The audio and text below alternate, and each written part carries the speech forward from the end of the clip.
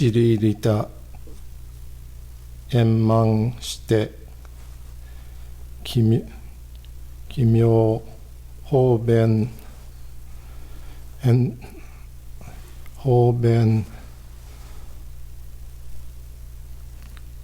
交渉言心も言葉たなれんば不可思議の尊の奇妙性よ。 From the writings of Shinran, the hymns to the Pure Land, number 37. Amida's self-benefit and benefits of others have been perfectly fulfilled as the Pure Land. The compassionate means skillfully adorned to lead us to take refuge. I cannot be grasped by the mind or by words. It cannot be grasped by minds or words. So take refuge in the honored one beyond conceptual understanding. Namo Amida Butsu. Namo Amida Butsu. Namo Amida Butsu.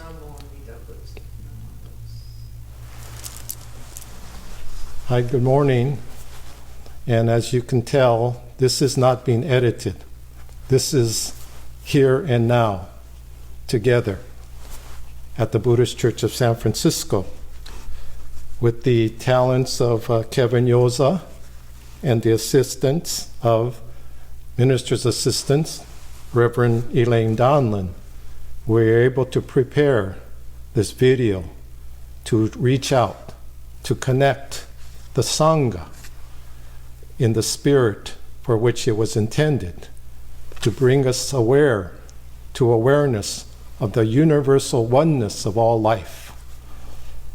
And now we have these technical means to accomplish that which perhaps 100 years ago was not available. But spiritually, it's always possible to realize that oneness, no matter what the external circumstances in our life might be. So this video is being offered in that spirit of affirming this experience of the oneness of our life that we affirm as Namo Amida Butsu. And so with all my missteps and all the kinds of confusion that you might have been feeling as I was kind of scrambling around, I thought, well, this is just to indicate that we're not going to, this isn't an edited version, this is what it is, here and now, at this moment. Whenever you may be seeing it or hearing it or experiencing it, we're still always together now, in this present life that does not end with our physical death. Because I had this thought, you know, dead or alive, life goes on. Does that make sense? Dead or alive, life goes on. We're just one little bubble or blip in terms of our physical existence. But life itself is indeed immeasurable. So today, or actually tomorrow, we had in our calendar the observance of the spring Ohigan commemoration that somehow developed in Buddhist history in order to celebrate, I guess, the seasonal change of the equinox, which was intended to help renew our energy that endured through the cold winter and will begin to come to life again with the sense of renewal of the spring. So, you know, that's the kind of circumstance that influenced, I guess, the adoption of a special ceremony to celebrate that. But here we are under the circumstance that probably hasn't occurred in our lifetime or even for decades or generations, where due to some unknown, well, I guess they could identify it as a virus that is going to impact, that can and will impact our life, whether it's physically, but in some sense we could say spiritually or psychologically, because of that big unknown of what COVID-19 can do to us. And so it's causing us to act differently, sometimes positively and sometimes not so positively, with all the kind of rush and kind of frenzy that you and I and our neighbors are feeling about the uncertainty of surviving through this pandemic. But hopefully to have a few minutes to stop and reflect, to think about, become mindful of a life beyond our basic creature instinct to survive. So rather than thinking in terms of survival, I would hope that as the spring Ohigan was intended centuries ago, be a time of revival, of renewal of our essential spirit in the Dharma, in the primal vow that is dedicated to awakening all beings unconditionally. So that spirit is something that we have this opportunity, given the circumstances that we're trying to come to terms with, to stop and reflect, what is essential or important in life? You know, that's what we're having to determine, right? Who's essential? What's essential? You know, whether it's materially or in terms of things that people do. Yeah, what's an essential activity of our temple, of our tradition? And what is it? I would say that it's listening. Listening not just in the physical sense, but listening to the heart of wisdom, a heart of compassion that is dedicated to transforming our awareness out of, as the Monshu Otani has encouraged, to break out of our ego-centered shells, to realize the connection, the oneness of our life. And so this is how, hopefully, this time together through this technological means is giving us to stop again, to reflect, to reaffirm the basis for which the Sangha was established, to awaken all beings. And so, in a way, this idea is to look at life in terms of this Chinese or Japanese expressions, Sayo Gauma. And there's a very interesting, to me, helpful parable that is associated with that expression, where one day this horse, so there's this family that are trying to survive on their very simple little plot of land, their little farm. But they were enduring very difficult circumstances of a drought, of famine, and so forth. And one day, miraculously, a wild horse happens to come onto their property. And they were able to catch that horse.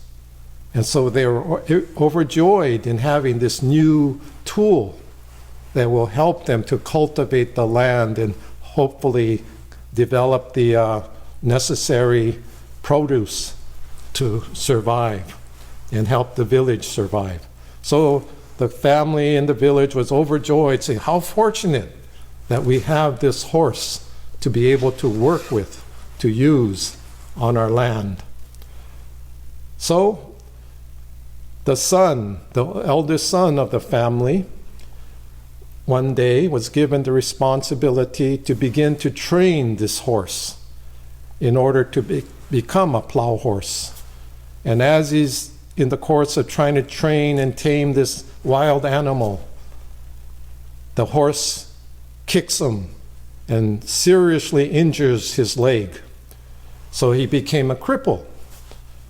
And then the family was distraught. The village felt how unfortunate. We are very sad for your misfortune. Then they're all in sadness for this situation.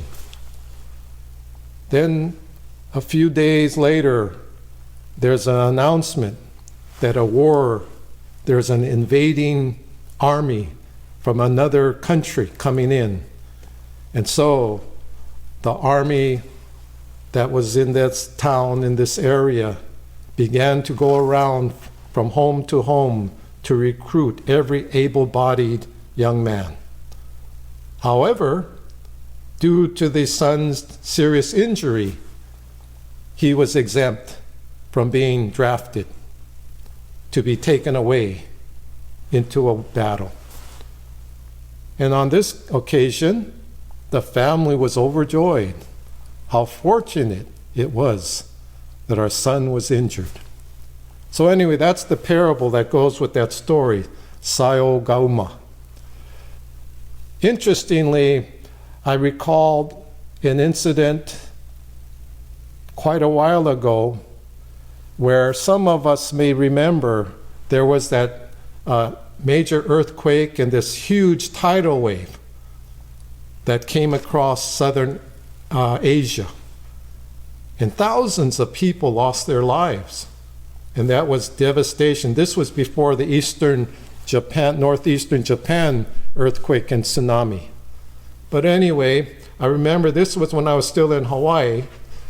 So I had heard from an acquaintance an interesting situation where a friend of hers had been traveling in Thailand. And then one day, this couple, the husband, I guess, was bitten by a poisonous insect.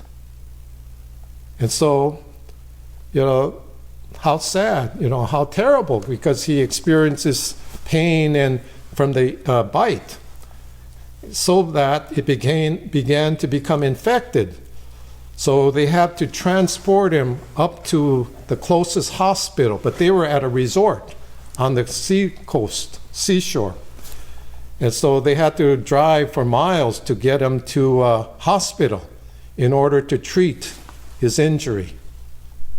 And that was the day before the tsunami struck. And that whole resort was wiped out.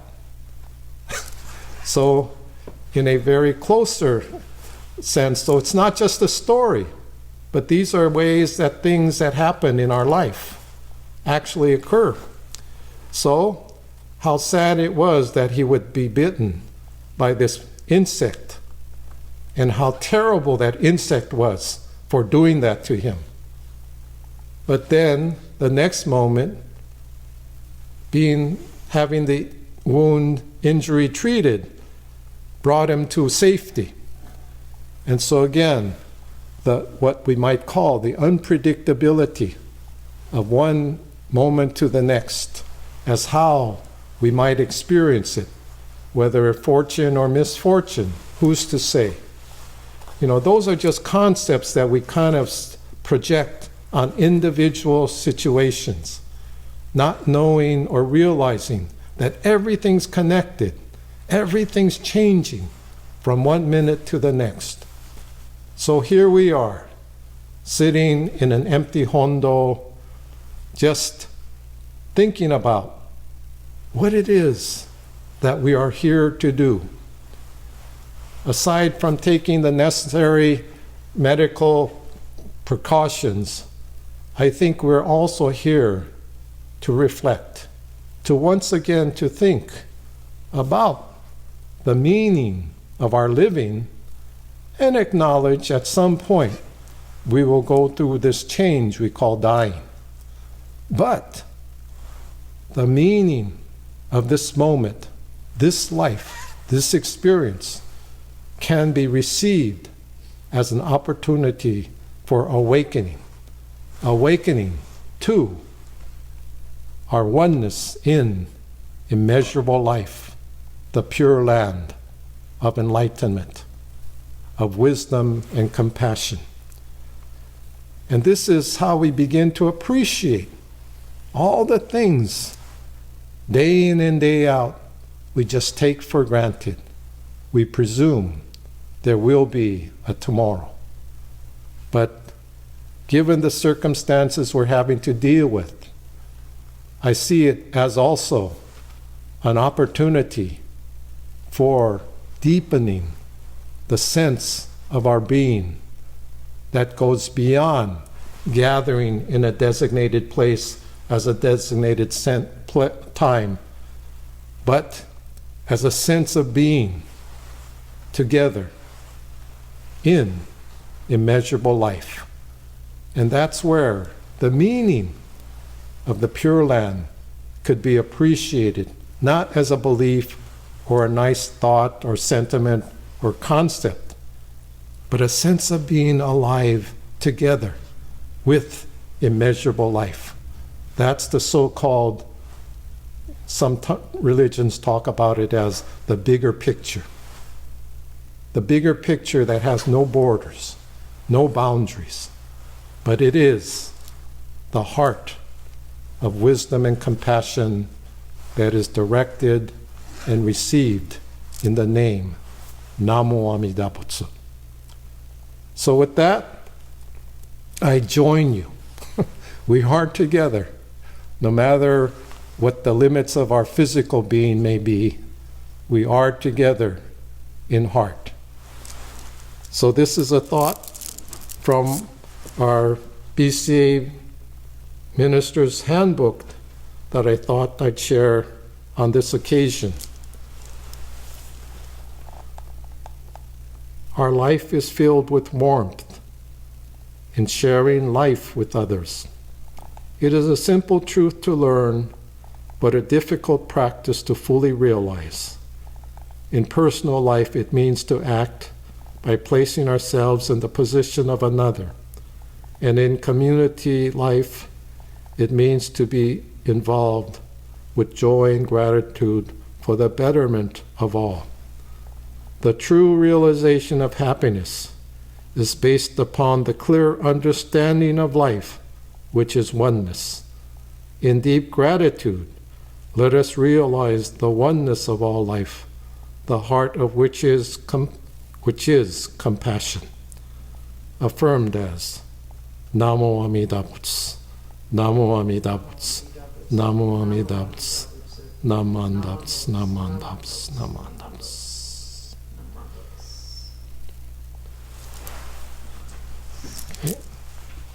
Thank you for being wherever you are, as you are. Because your life, my life, Reverend Elaine's life, Kevin's life, the camera's life, they're all part of immeasurable life.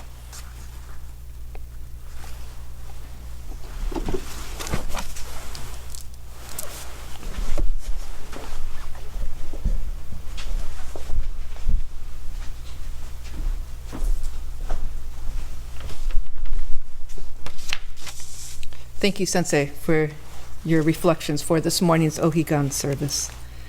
I'd like to close with a meditative reading from the late BCA Bishop, Reverend Kenru Suji.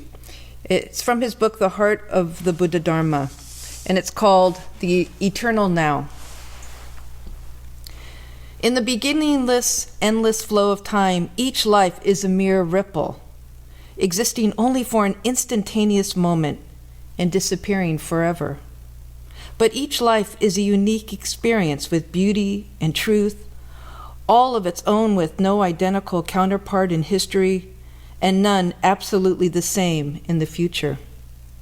Your life, my life, is attuned to the rhythm of the cosmos and to the heartbeat of reality. Each life exists in the eternal now. Each idea that is thought, each word that is spoken, and each action that is taken changes the whole pattern of the universe, for the universe is interdependent. Think, speak, and act then always in the same eternal now, with compassion and understanding for your own enlightenment and for the enlightenment of all sentient beings. Namo Amida Butsu, Namo Amida Butsu, Namo Amida Butsu, Namondots, Namondots, Namondots, Namondots. This concludes this morning's spring Ohigan service. I'd like to thank Kevin Yauza for providing the taping and the audio expertise, Reverend Kobata for his Dharma talk this morning. Thank you. And thank you for tuning in to our YouTube channel. Thank you.